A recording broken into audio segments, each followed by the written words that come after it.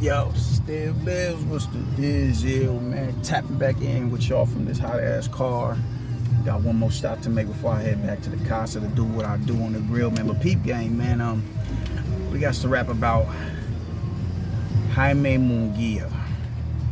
Got to rap about that, man. I'm not mad at fighters who, unpolished fighters who still show, they need to be developed a little bit more. I'm not mad at those type of fighters. Everybody's not gonna come out looking like Shakur Stevenson, Jerron Ennis, Terrence Crawford, Usyk, Lomachenko. Everybody's not gonna come out looking like that. Even Canelo had to develop, a lot more from when he previously started. But he debuted at 15 years old. But with Jaime Mungia, man, just the way that it's just kind of been a mismanaged with handling this man's career, bro. It's like, all right, I understand why they kept him away from Demetrius Andrade. Because if a Jim Kelly could make you look like that, like I'm kind of want to see what he would look like amongst other middleweights. That's how good he looked last night. He arguably won. He pitched the shutout into the fifth round. You dig what I'm saying? So I can only it's a lot more understandable with me as to why they kept him away from the likes of a Demetrius Andrade. I understand it a lot better now. I understand it a lot better because he was following him around. And I know it's early in the fight. It's the same with Tank Davis and Rolly Romero, man. He was looking vulnerable until he shut dude's lights out. But you have to, you're dishonest if you don't see that, yo, man, this is an issue that needs to be ironed out in the now. You're being really dishonest if you would say, oh, man, he's on the right path, because he's not. He looked really vulnerable in there last night against Jim Kelly. He was following the dude around, not cutting off the ring, none of that. The defense, he's getting clipped from range, man. He's stepping in with lead left hooks and catching them on a multitude of occasions, man. And Jaime is missing big in there. He's missing big in that ring. He's keeping him off balance. He's dictating the pace of the fight. It got to a point where Jaime, you have to stop and try to calculate where he's going next, and then you follow suit. Not like I feel like he's gonna take this, let me cut this slight angle right here to cut him off from where it is that he's going. It was none of that. It was none of that. Yes, it's only 5 rounds, but man, this is with, like, nobody knew who Jim Kelly was outside of Europe. He's not at the world level, to my knowledge. I didn't hear of him until they scheduled this fight.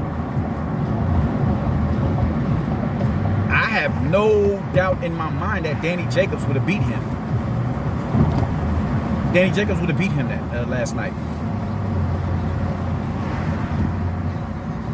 He didn't look good, man. I get it.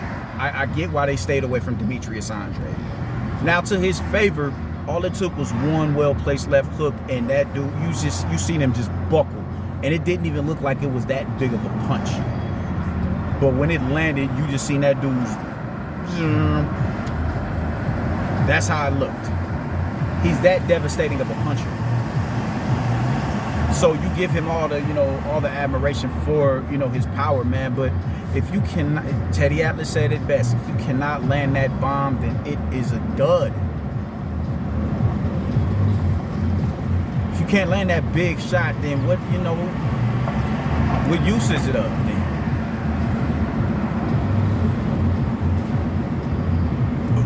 Man, what? You see that dude in front of someone like a Johnny Beck? Because I can't. But one thing that I do want to say is there's a lot of people say, oh, he ain't ready for Jamal Charlo. Jermall Charlo doesn't give him that look. And I'm not saying that he beats Charlo, because I think it's a 50-50 fight. I've talked about it before. It's a 50-50 fight because both of them have vulnerabilities that the other one can capitalize on. They're going to be there to be hit. So that's a 50-50 fight for the both of them, man. But if you're going to sit here and say that he ain't ready for Charlo because how Jim Kelly looking, then you burnt the fuck out, because Charlo isn't going to be able to give him that look that Jim Kelly gave. If this was Jermell, different story. But Jermall isn't no fleet-footed fighter. He's not no fleet-footed fighter who can punch on the go. No. That's not his game. I don't give a fuck how he looked against Sergey Derevianchenko, and that was a good win for him. He looked really good in that fight. That's not his game, though.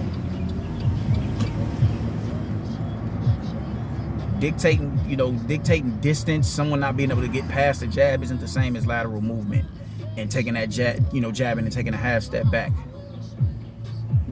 It's not the same. Really isn't the same. So Charlo wouldn't have been able. I'm not gonna say that he's not ready for Charlo, based on how he looked against Jim Kelly last night, when Charlo isn't gonna give that same look. People are just real disingenuous, man. Is Charlo not ready for Jaime Mungia because Mungia was able to get rid of Juan Montiel in a timely fashion? Y'all would be better off saying that shit, man. Jaime went 12 with Hogan, and Charlo got him up out of there quick, fast, and in a hurry. So nah,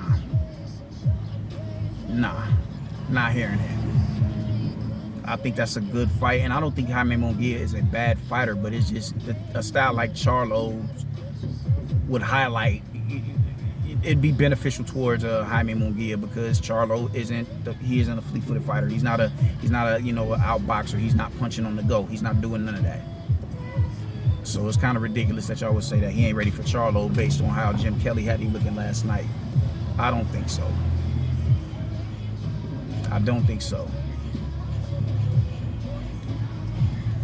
But nonetheless, he does need to. It's a lot of things that he really needs to work on his footwork. Because if someone like Jim Kelly, I'm over here on, I live in South Omaha, over here on 24th. This, Lil Mako over here. But if someone like a Jim Kelly can keep you that off balance and flustered, there's no reason why you didn't honor that mandatory with Demetrius Andre. It's no wonder, because you look really pedestrian up until that 5th round when you got that shot off. You're a good finisher. You was able to get the job done, but bro, you got to unpack a fight in its totality. If Jim Kelly was a fighter at the world level, then that type of performance it'd have been understandable. Because let's be clear, when Hagler and Hearn fought each other, Hagler didn't look stellar from rounds 1 to 12.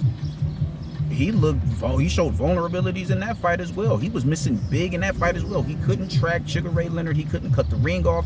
Ray Leonard did an excellent job with keeping him behind his straight shots and circling around the perimeter of the ropes. So, but the difference between the two is those are two legends, two of the greatest. Only can you get away with looking that pedestrian, and for that time being, you can only look like that amongst stellar competition. And Jim Kelly just isn't stellar competition. No disrespect, but he's nah. So that is something that needs to most definitely be taken into consideration and ironed out before his next fight, because God forbid he steps up in there with somebody with gracious feet and punching power and counter punching.